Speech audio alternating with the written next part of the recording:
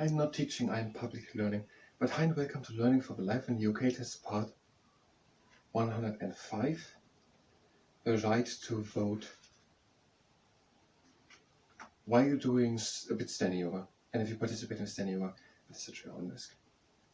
So the last thing we had with in Ireland, there were people supporting, I'm just going to read it as is written here. Some, such as the Fenians, favoured complete independence, so that Ireland becomes completely independent from the United Kingdom. Others, such as Charles Stewart, Parnell, advocated Home Rule, in which Ireland would remain in the UK but have its own parliament. So other, such as the Fenians, and Charles Stewart Parnell. And we're having here in quotation something written, in the middle of a century the potato crop failed and Ireland suffered a famine. And now the right to vote. As the middle classes and the wealthy industrial towns and cities grew in influence, they began to demand more political power. So we know that after the Black Death, 1348, many people left the countryside and went into the cities, and it formed a wealthy middle class. And we know that, I don't know where it was written, that the middle class also became more wealthy during the Victorian age. Wherever that was written. So the middle classes became more wealthy and better situated. So, as the middle classes in the wealthy industrial towns and cities grew in influence, they began to demand more political power. We know that wealthy peoples from towns and cities were voted in by a portion of the population into the House of Commons of the Parliament. So, the middle classes in the wealthy industrial towns and cities began to grow in influence and they demanded more political power. The Reform Act of 1832 had greatly increased the number of people with a right to vote. So we know that in 1807 there was slavery, the slave trade abolished, and in 1833 there was the Emancipation Act which abolished slavery in 1833. And to voting we had the Bill of Rights, they were in 1689, and they made sure, they declared how much power the monarch and the parliament had. And here, the number of people who had the right to vote of parliament was still very small, so in 1690, after the resolution of the Bill of Rights. Only men who owned property of a certain value were able to vote, and no woman at all had the vote. Some constituencies were controlled by a single wealthy family, and where only very few people could vote. So, the right to vote. And in the Reform Act of 1832 had greatly increased the number of people with the right to vote. So now in 1832, more people had the right to vote than in the 1690s, 140 years later. But there was a permanent shift of political I skipped a sentence. The Act also abolished the out-pocket and rotten boroughs, see page 33, and more parliamentary seats were given to the towns and cities. Now, I don't really understand the part about the out-pocket. The Act also abolished the out-pocket and rotten boroughs. The out-pocket and rotten boroughs, 33. We're speaking here of the pocket boroughs. And then rotten boroughs, pocket boroughs, the out-pockets. If it's such a precise name that the differences between pocket boroughs and rotten boroughs, why are we using now a new one? The Act also abolished the out-pocket and rotten boroughs.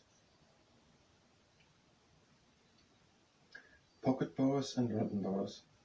And we even don't understand what they meant. Some constituencies, okay, I don't know what it means, but okay. Some constituencies were controlled by a single wealthy family. These were called pocket boroughs. So where just a single wealthy family can vote. But if a woman of that family are not allowed to vote, and only a person with a certain value of property can vote, that means only one person can vote. There's the great difference into a great landowner, who would be in the House of Lords. These were called pocket boroughs. Other constituencies had hardly any voters and were called rotten boroughs. There was basically no one voting. And where is this rotten borough? Now these were abolished. How were they abolished? The law had to be changed who is allowed to vote, because the way it is here expressed, it seems like that there are pocket bows and rotten bows is the result of allowing only the men to vote and only people with a certain amount of value of property, and not to say only people of a bit or only one person can vote. It seems to be the result of laws. So what was now abolished here? The Act also abolished the old pocket and rotten boroughs. They explain it not here as if it would be mandatory to have only one single family voting of a borough. They explain it as if that were the result of that other rule that only people with a certain value of property are allowed to vote. Now they explain it as if they said, no, it's not like just one person or one single family of a borough can vote, but you all can vote. But that sounded more like you all, except of a woman, can vote. You just have to have that much property. These two explanations, as they are explained, don't fit together if we think them logical through. The Act also abolished the old pocket and rotten boroughs, and more parliamentary seats were given to the towns and cities. That means probably that the House of Commons got more seats and more rights, or the knights in the House of Commons became less, or something like that. They have not really explained how the House of Commons and House of Lords functions. Is it one building? I mean, it's one parliament. Is it in one building or is it in two buildings? Up to 2 seats or something like that. We're doing no standing yoga. Participate in it, that is at your own risk. We will do the standing yoga. One through and when we go in back. So if you like, let's skip the way we go back. We are having the legs standing a bit more than shoulder wide apart. We're breathing in and lifting the arms up. And we're breathing out. And we're doing the curl in the morning. We bring the arms down and we're opening the chest to the sky while we're breathing out. And breathing in. And out, lean again back. And again in. Now close the feet. And also the hand. Breathe in. And breathe out and lean again back.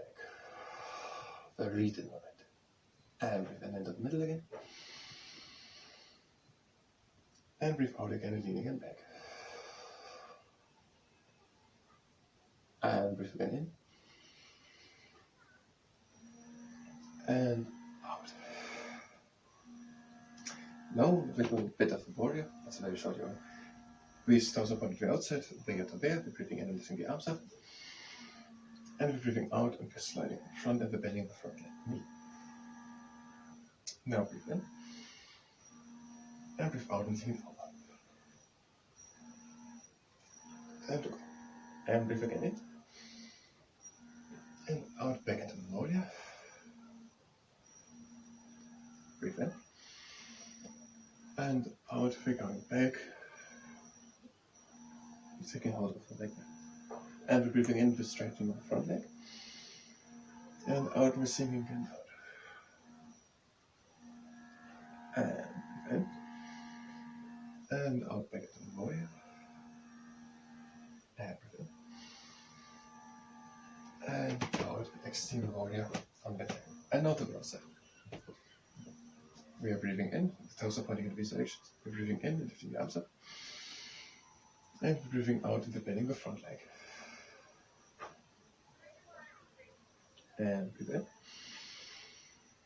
And out, we're leaning onto the front leg. We look at that. And breathe in. And out, back into the warrior. Breathe in. And out, taking hold on the leg behind us and looking up to the overhead. And breathing in and straight the front leg. And out, we're sinking again deeper down. And breathe in. And out back into the warrior. Breathe in. And out, extend the warrior. And now, to the last round of exercises. We're doing the garland pose, the toes are pointing to the outside. We're breathing in all over the space between our heels. We're breathing in and lifting the arms up. And we're breathing out and we're going down. We're placing the elbows against the insides of the knees. And breathe in and straighten up the back. And breathe out and come with the leg up. And breathe in. And out into the pelvis. And breathe in and straighten up the leg. And out again with the leg up. And breathe in. And out into the pelvis.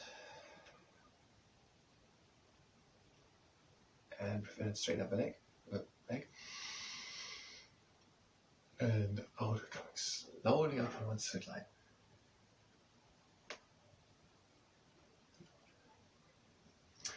And now we're having the feet standing together. And breathing in, we're doing the eagle wings or something like that. We're breathing in, lifting the arms up. And we're breathing out and letting the arms again down. And breathe again in and lift the arms up. And breathe out again. And breathe in and lift the arms up. And breathe out, doing the down diving dive. And breathe in and bend the right leg.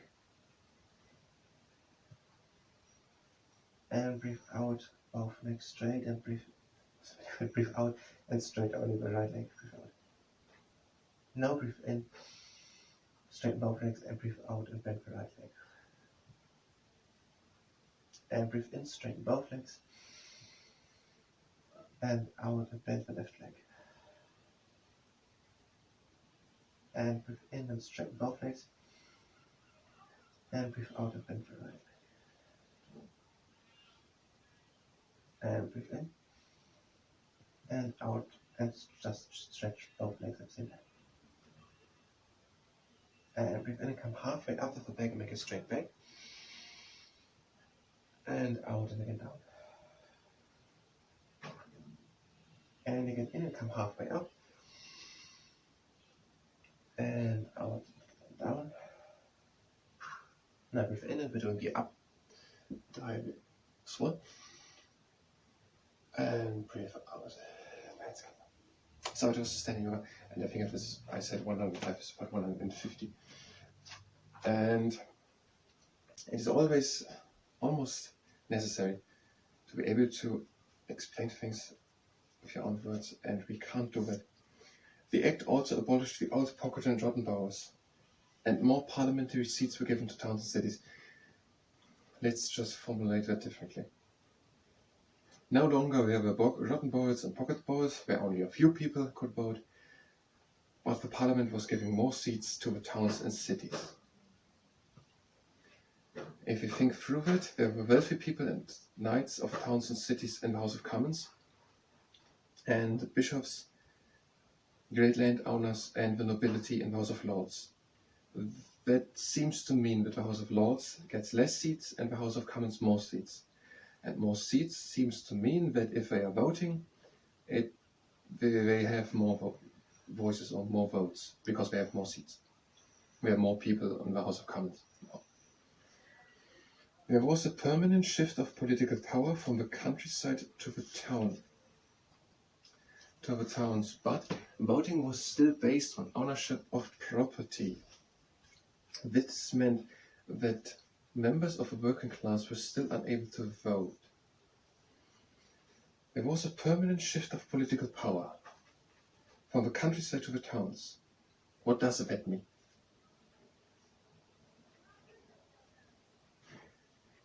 We could start that a city and town is not a personal political power but a place. So if we don't already understand the sentence and we are trying to just understand it on the words written here, just linguistically, and on what we are told here, it doesn't make sense. We have to know knowledge about what is, and then the sentence is obsolete. There was a permanent shift of political power. With the people going from the country to the town, and now there are more people in the towns, or, I know what it is, but we could also just say that the people in the cities got wealthier.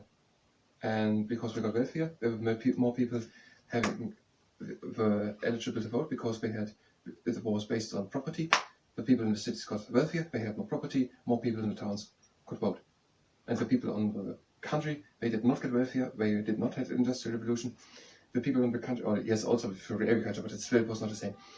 They had not so much property, and the richness in the towns and cities increased, and with that more people could vote in the towns and cities, and therefore the political power shifted over to the towns and cities. I thank you very much, and until the next time we will continue. I thank you very much, until the next time.